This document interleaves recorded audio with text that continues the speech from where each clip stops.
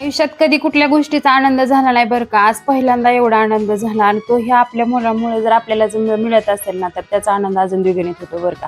आता झालं काय ते सांगतेस, तर आदिराजच्या शाळेत होतं आज गॅदरिंग. आता त्याचंच मला ना ॲन्युअल डे होता ना, तर आम्हा दोघांना पॅरेंट ऑफ द इयरची ट्रॉफी मिळाली होती.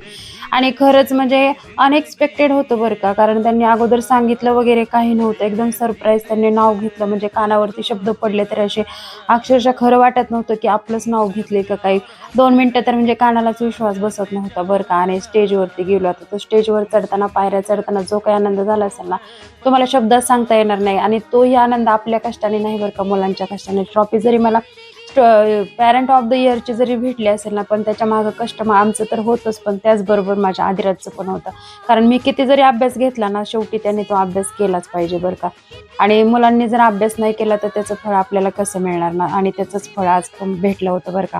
म्हणजे अक्षरशः मला खूप खूप म्हणजे आनंद झाला होता बरं का. आणि नंतर ना आदिराजचा छान असा डान्स झाला आणि त्यांचा ग्रुप हे काढलं. त्यानंतर आम्ही घरी आलो आणि त्याचंही म्हणणं होतं बरं का, मी अभ्यास केल्यामुळेच ही ट्रॉफी भेटली. बरं बाबा म्हटलं चला. आणि एवढ्या सगळ्या ट्रॉफीत ही पण एक ट्रॉफी ॲड झाली होती बरं का. हे सगळ्या मुलांच्या ट्रॉफी आहेत, पण आज पॅरेंटची ट्रॉफी त्यात ॲड झाली होती.